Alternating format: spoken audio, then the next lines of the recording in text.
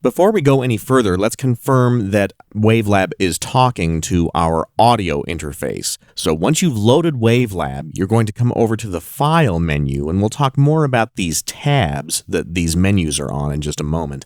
But when you click on File, you're going to look down this list and find Preferences. Then go to the Audio Connections settings and look for the Playback tab. Then we're going to go to the Audio Device menu, and we're going to choose which audio interface you want Wavelab to use. For me, I'm using a Steinberg UR28M, but if you were using the built-in audio interface of your computer, you could select that here. However, most people will want to use a professional audio interface like the UR28M or any of the USB or PCI or Thunderbolt style of audio interfaces. So once you have that established, go to the Playback tab and make sure that your left front and right front outputs are assigned to the physical outputs on your audio interface that you want to use.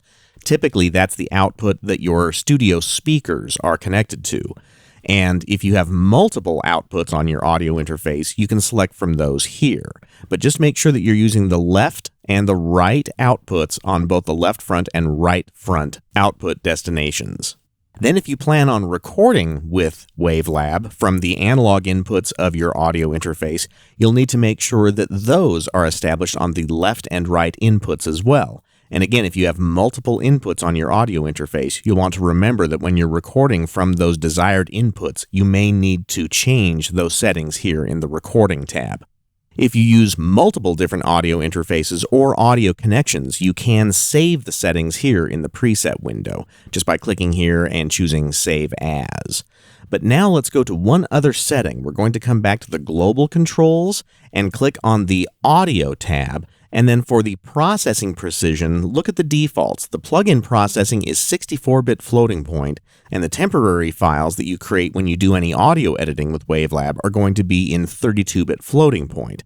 And that's important to know because if you load in a low bitrate file and you do the slightest little edit to that audio file, then it's going to change the processing of Wavelab to 64-bit floating point while you're using Wavelab. Then when you save the audio file, it can be saved in any bit depth that you want. But let me show you what I'm talking about there. If I were to come out of the Preferences window simply by clicking the File tab again, then I'm going to click on this folder icon to open a file, and I'm going to open an audio file, and I'm going to import one of these 16-bit audio files.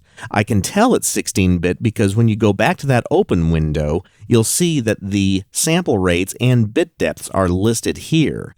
However, there's another way to know, and that is by coming back to the editor window and looking in the lower right-hand corner. You can see here that the audio file itself is a 16-bit 44.1 kilohertz audio file. And if we play this back and look at the bit meter, which is tucked away on this tab in the upper left-hand corner of Wavelab, when I press play, we'll be able to see how many bits we're using in this window. Right now we're using 16 bits because we haven't done anything to this audio file. But let's say I did the slightest little thing, like adjusting the output faders. Let me just touch one of these faders.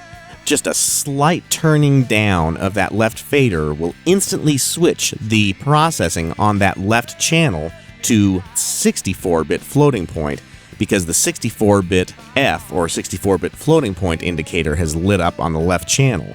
If we did the same thing to the right channel, just by adjusting that a tiny bit, then came back to the bit meter, we'll see that we're now processing both the left and right channels in 64-bit floating point.